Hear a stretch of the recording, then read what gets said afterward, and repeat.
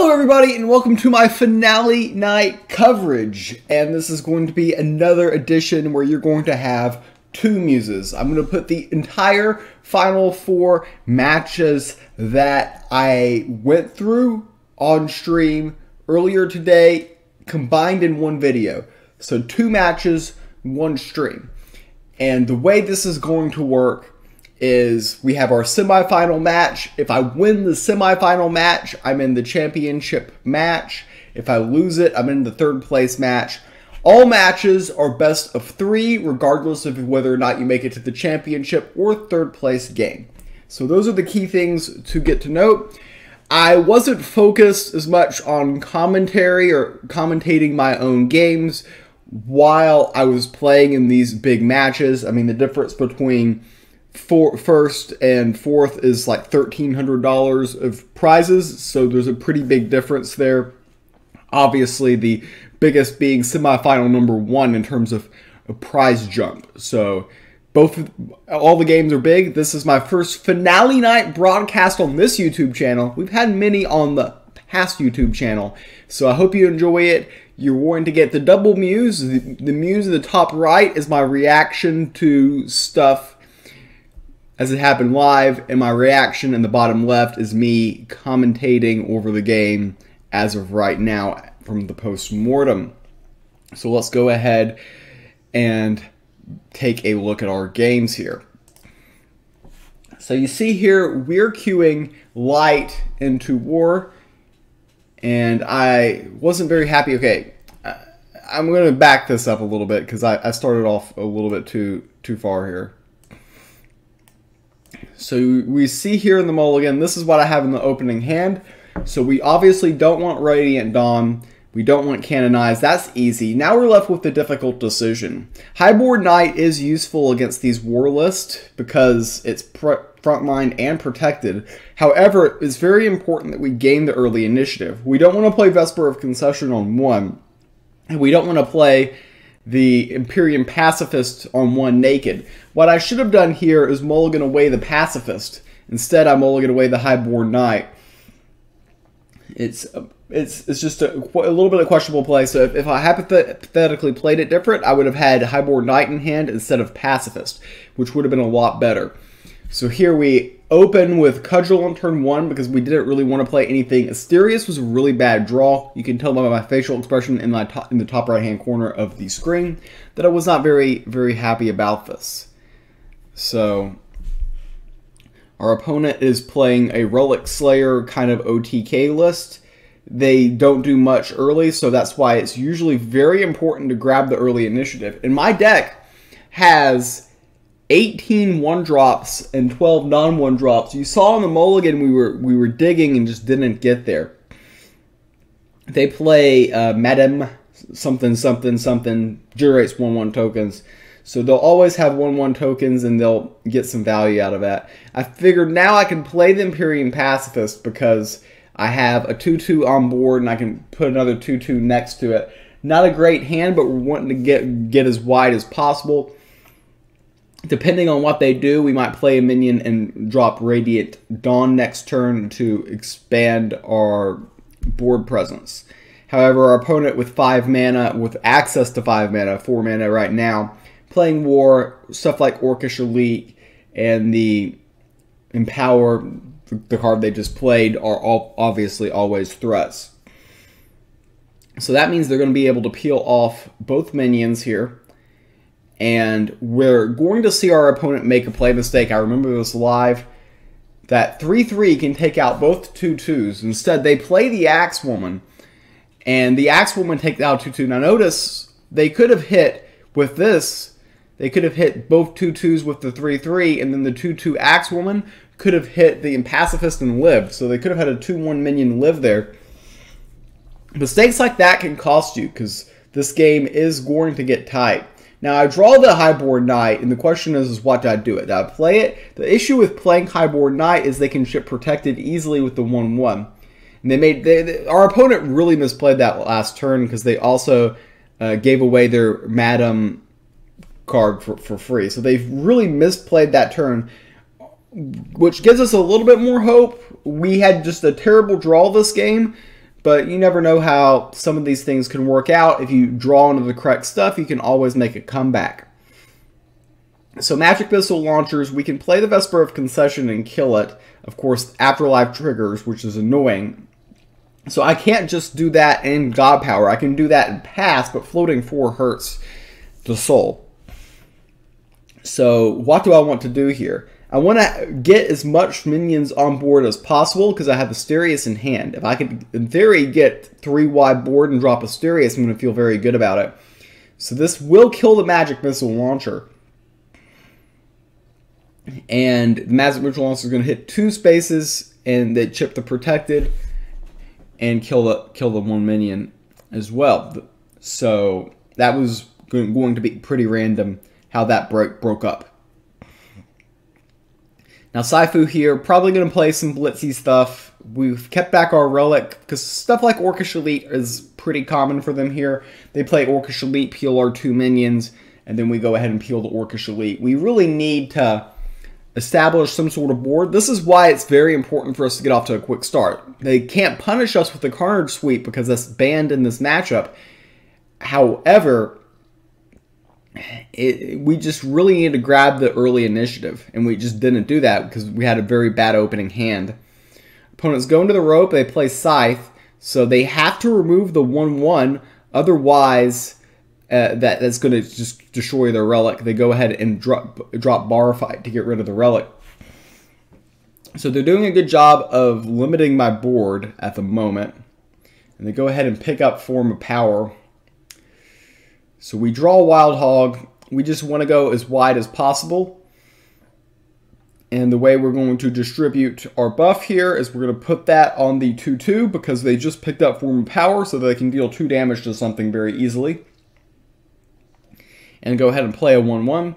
So the Scythe of the Harvest can definitely peel one of the 2/3s. And the Form of Power we know can at minimum kill the 1/1. They have a relic in play.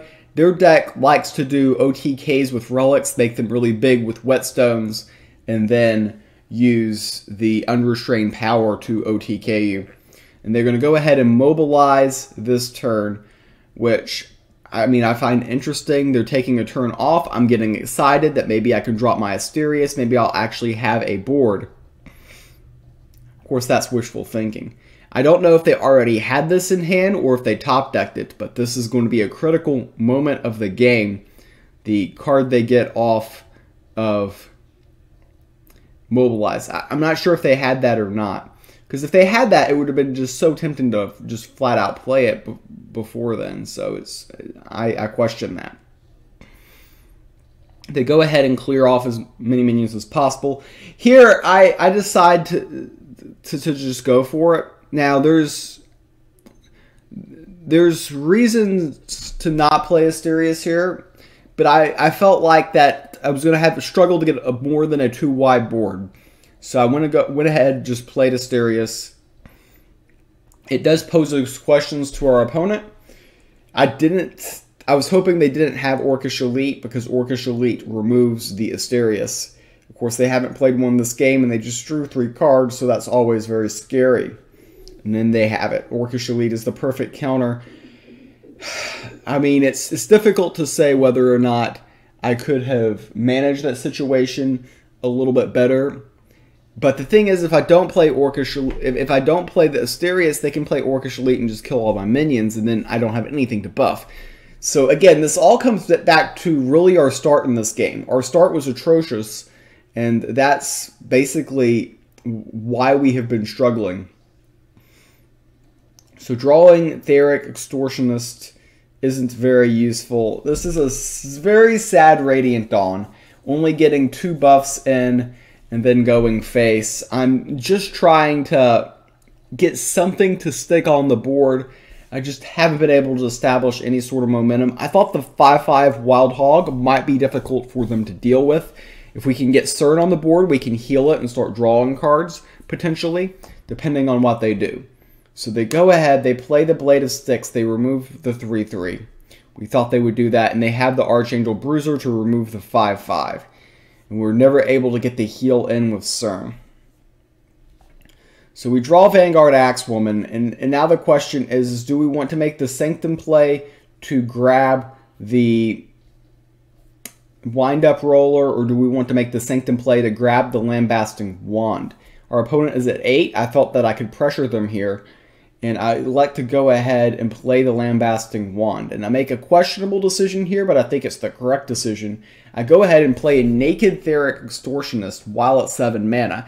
I want to have as much minions on the board so that if I top deck, board-wide buffs, I might have a target. Our opponent is getting very low here. However, we are also lower than we think. With the amount of cards they have drawn and the burst that they have in their list, they are closer to lethal than you would think. They go ahead and mobilize again, once more. We're not liking seeing the Bronze Servant in the Sanctum now either. We bought the Lambasting Wand, and the card right behind it was the Bronze Servant, which is never a thing that makes you feel particularly good.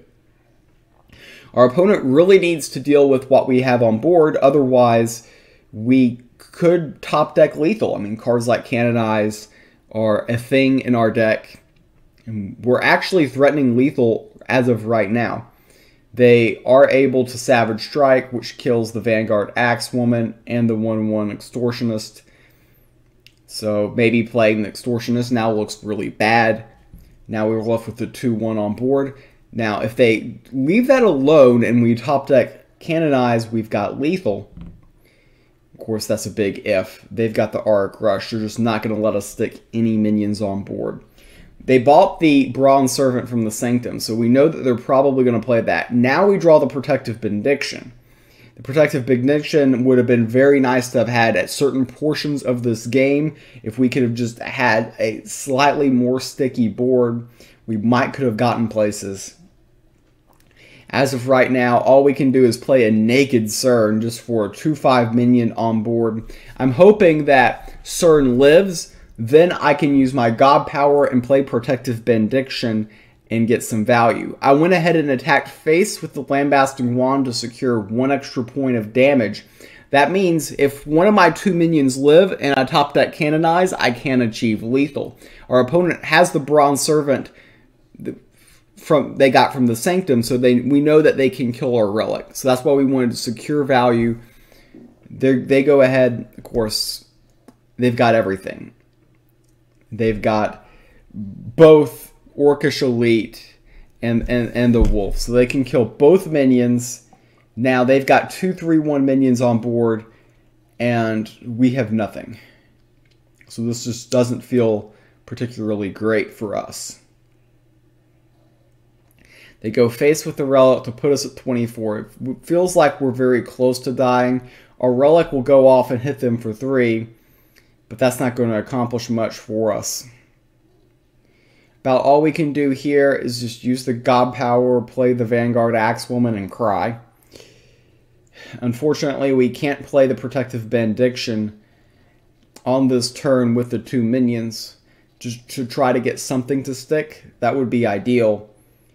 But we are 1 mana, 1 turn away from doing that exact turn. Just not a good overall situation. We drew our cards in the wrong order this game. And that is frustrating given how big the moment is. So here they play the Blade of Sticks. And it's ugly because we know we can't keep minions on board. And they're at 3, but it's not like we have burst. It's not like we've got heads or tails, for instance.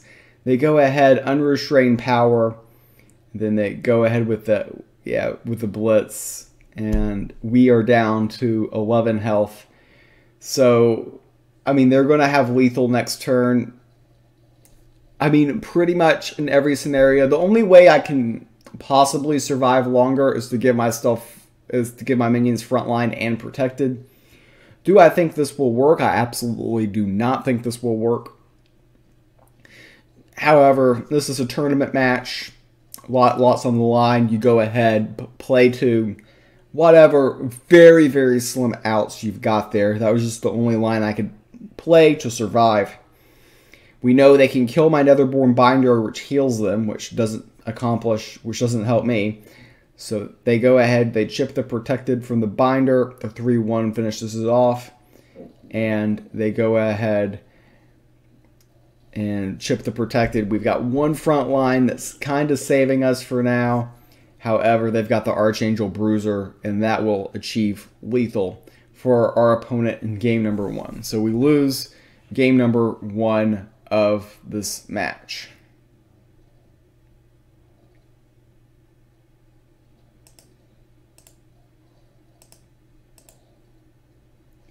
All right, so now we're in game number 2. Game number 2, we are going to play our Dralamar deck. We are expecting a control nature list, and we get what we expect, so this should be a very good matchup. We're going to be able to put them on the clock. What we want to get in our opening hand is we would like to get some ramp.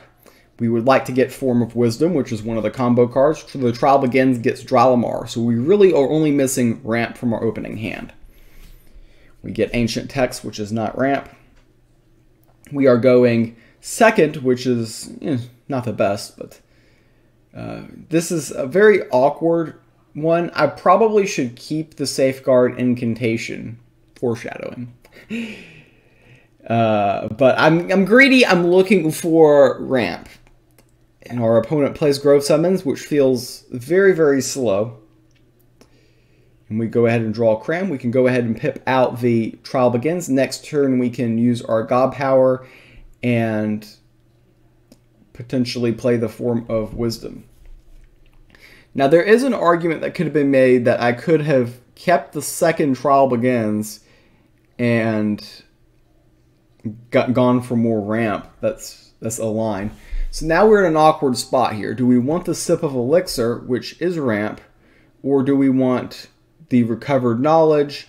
Now, the idea here is I'm reducing that to 0, and I think that I can still get there in time. Getting rid of the Sip of Elixir might have been the wrong decision, though. But I am getting closer to my big 4-mana ramp spells, which are more important. They go ahead and pip out the Avatar of Nature. We draw Ether Snap, which isn't what we want to see. And here we see Crystal Tech. Crystal Tech was the card we were wanting to have in the situation before. And Ether Snap. So here I make a critical play error here. I need to use my pip to play Dimension Door, which will reduce the cost of the Crystal Tech Scholar, which then I can just play immediately. Instead, I play Dimension Door without doing it first. See my reaction on the top right. Yeah, not very impressed. So what I do here, all we can do now is play the Ancient Text onto the 2/2.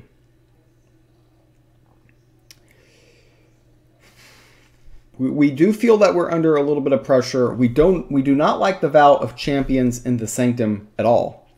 We just need to survive 2 hits. So we are going to take 9 points of damage this turn by what they have on board. And then we just need to survive 1 more turn after that, and we win the game.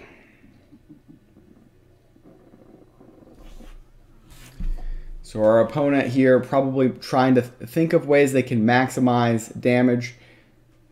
They've got the Vow of Champions in the Sanctum. I'm hoping that they take the bait on the Lambasting Wand because we ramp very fast. Instead, they play another minion.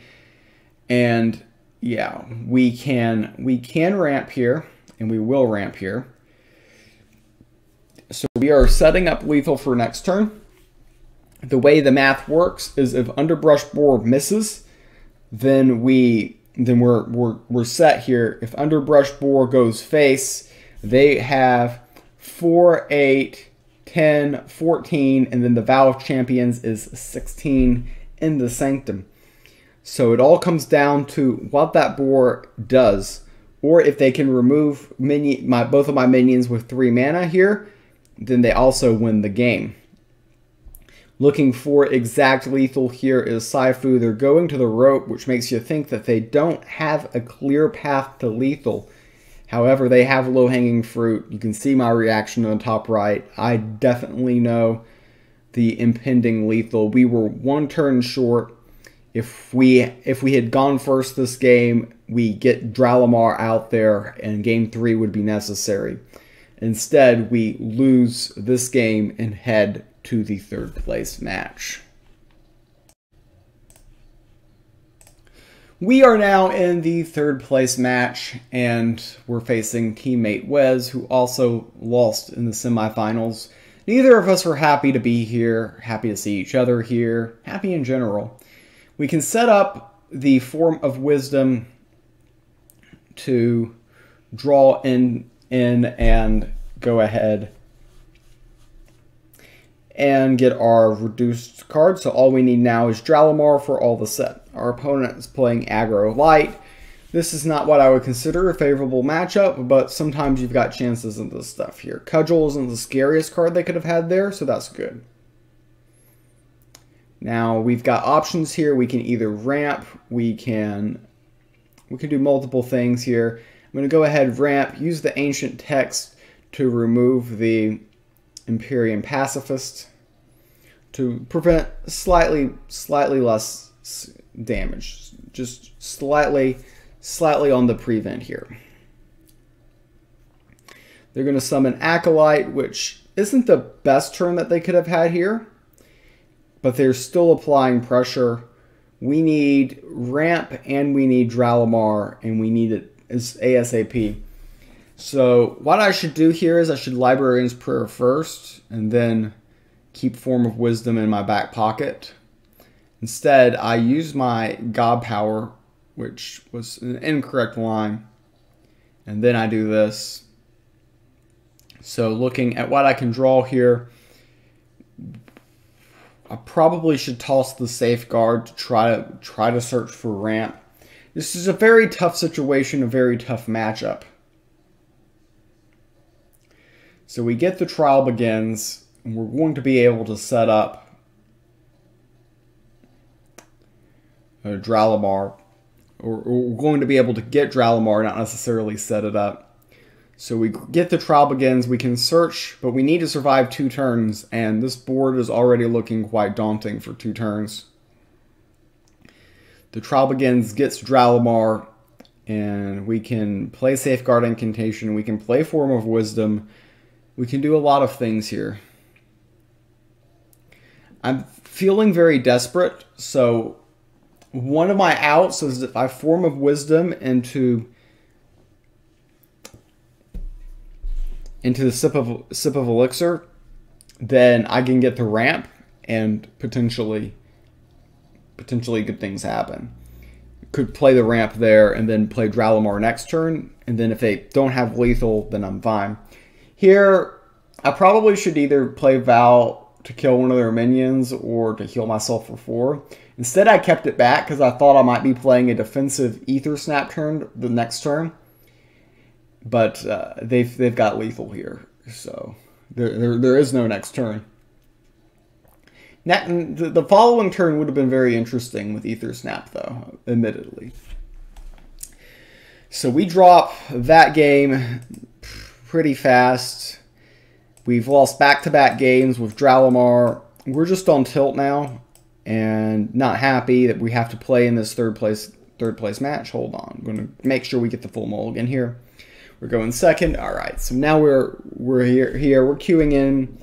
I have him on control decks, so I thought that this deck would be fast enough, and I'm just going ahead and queuing it here. We've got Form of Wisdom. We've got some ramp, so that's, I think, pretty good. They pass on 1. That's exactly what we want to see. We can go ahead and use Sip of Elixir. We've got extra pips because we're going second, so we can go ahead and use that. An Animal Bond on 2 is definitely what I wanted to see. Our opponent was here. They're coming at us with not much speed at all. We can set up the Form of Wisdom to get the free cram. And we have the combo right now. We've got the reduced cost and we've got Dralamar. All we need now is ramp and we're good to go. So he plays the Celestial Stag, which is a value generator card, and then they must have recently top decked the Beetle, so they're going to go ahead and get a random nature card off of that. We get ramp, which we wanted to get.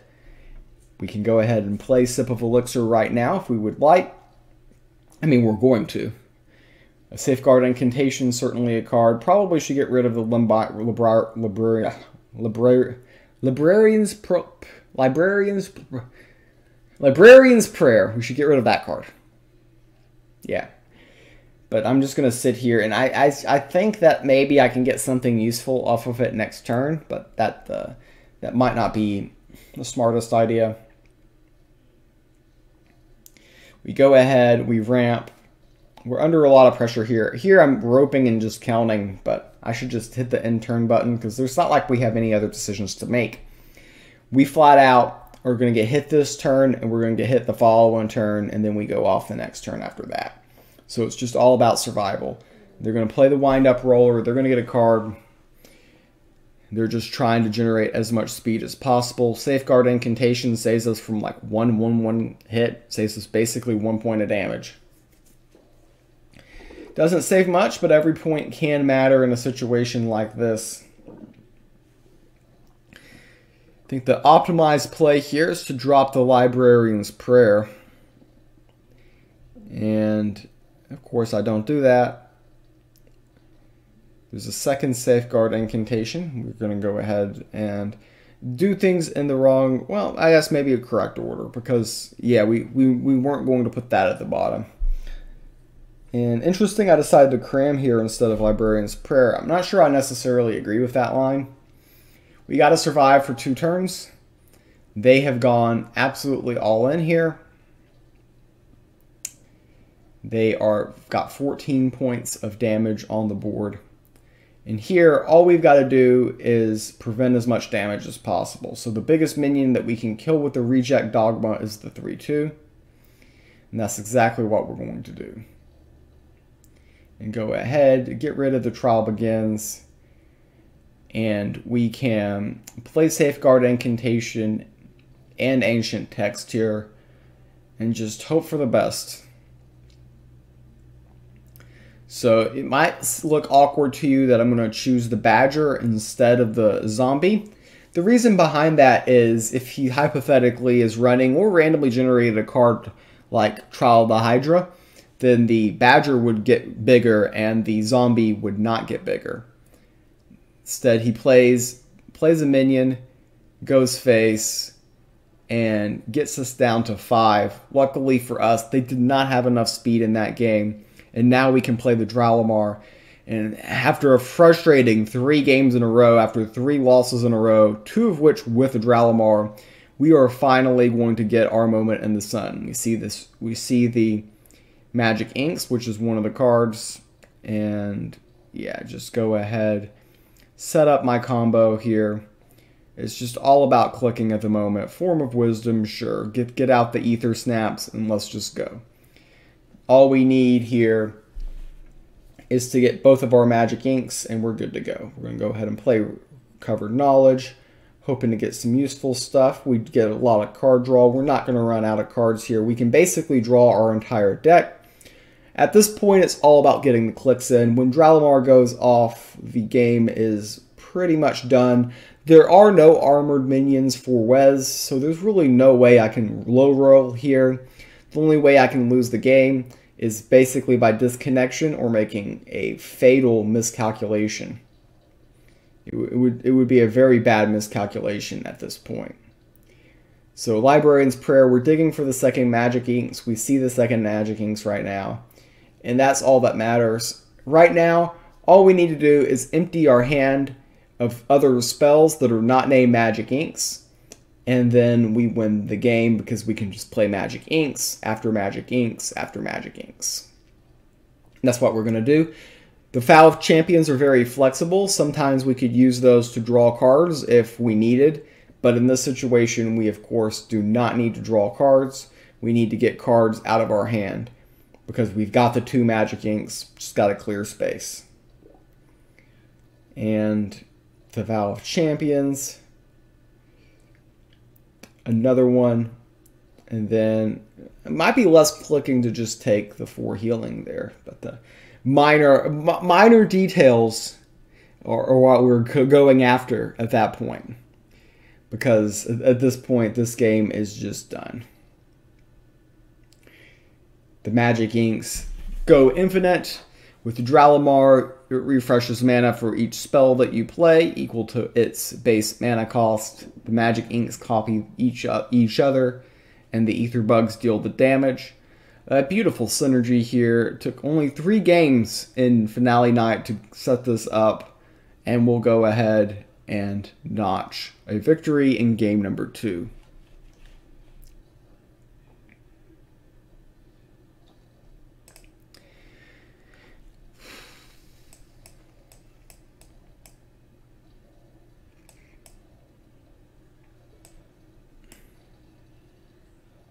So game number 3, I had no preparation for Wes, and I was not in the mood, so I just decided to go with my prep for the previous round. I was going to play this light deck and hope for the best, and you see my reaction in the top right-hand corner, and not happy with that mulligan at all. There's not much to be happy about. We go ahead and get rid of the expensive stuff, and left with a very similar starting hand to what happened the previous time out. Go ahead and play the Cudgel for board presence. And this is... It's very difficult here. Do we God Power here? Do we play those two and pray? Their minion is confused, so sometimes these things can kind of break our way. We just have another really bad opening hand, getting Protective Benediction and Radiant Dawn early. They get a relic, which kills my anti-relic card. Find that very ironic. And then their Jaguar knows where to go. All we can do is God Power pass. You can see my facial expression in the top right-hand corner of the screen. Not very optimistic about my chances here. This is a very bad situation. We draw Radiant Dawn, which honestly there might not be a worse card in our entire deck to have drawn. And we just go ahead, flood the board as much as possible, and hope for the best. He plays Avatar of Nature, and at this point the game feels completely lost. And then we draw Parthene Parsinium, a card that the team coach for Infinite Mana, Saints, thought was a very questionable inclusion in my list. Go ahead and have that foreshadow the rest of this game. Or is that called foreshadowing? I don't know. He's not a big fan of the card. Wes drops another large minion. And now we've got decisions to make. We draw Theric Extortionist, which, I mean, isn't the greatest card to draw, but it's not the worst either. What we want to do is have a wide board and drop Protective Benediction. The dilemma I have here is I can actually trade off the Empyrean Pacifist for the Avatar of Nature right now. But I have to give up my Empyrean Pacifist, which is not fun, especially because it's going to be a 5/4 by the time it trades off. A lot of things to think about here. I'm going to go ahead and make my Pacifist big, and use the Extortionist on the 1/1, thinking that I'm not going to have that many targets to begin with. And this gives me the opportunity to play Radiant Dawn and then trade off their Avatar of Nature, because the Avatar of Nature is going to be causing a lot of issues. One good thing about buffing those two smaller minions up to 2/2 is the fact that their God Power doesn't just pick them off. So we're trying to build a somewhat decently wide board here. Will we be successful? Who knows?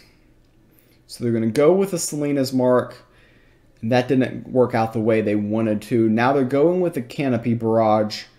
And that didn't work out the way they wanted to. And yeah. So we draw Home Guard Protector, which was a very good card to draw. We just want to have a wide board and drop the Protective Benediction, and then we can Radiant Dawn after it. We've got the Parthene Proscenium making my minions even better. Everything is kind of rolling here. We're able to trade our small minion up for their bigger minion, and now we're going to have a big burst turn. We're going to be able to play the Home Guard Protector, and we're going to be able to drop yeah, the Soulless and God Power. So now we have a 3-wide board.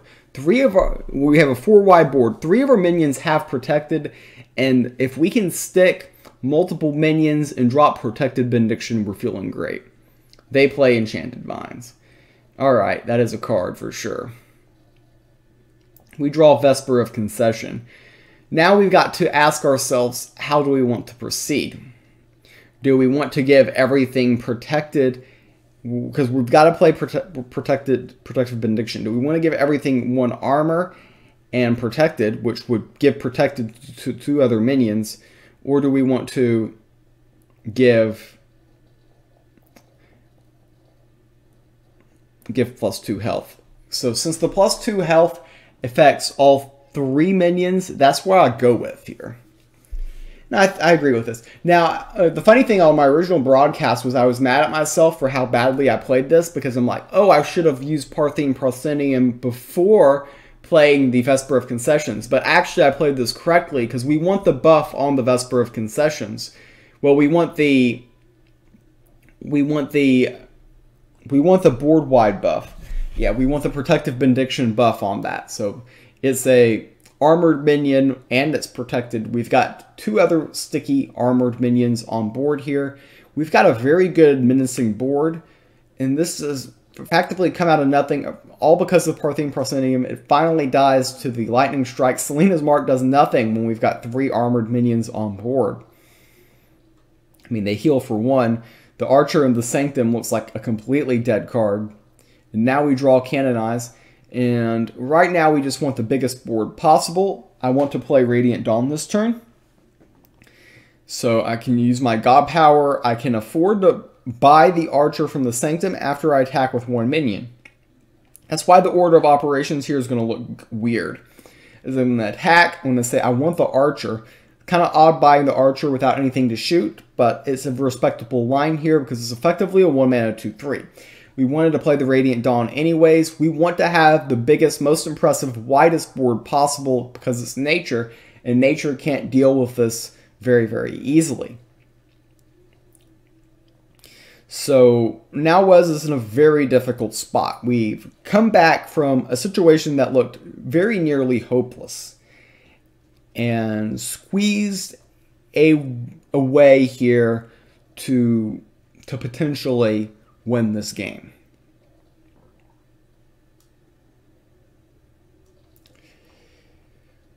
Here we see Wes going on the rope, and he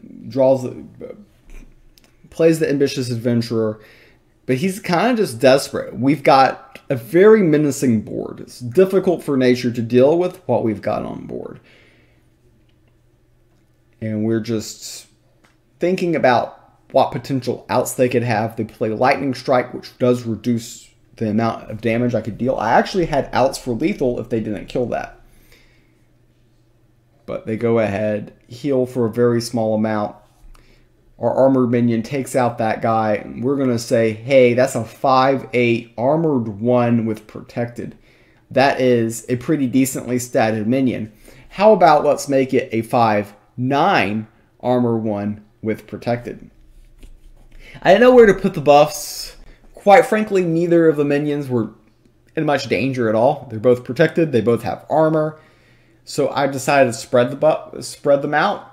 You could argue that it could have gone somewhere else, I guess. He plays the Blind Cyclops. The Blind Cyclops is oftentimes effective in this matchup, but not in this situation. We've got lethal, and we go ahead and secure 3rd place in the TS tournament.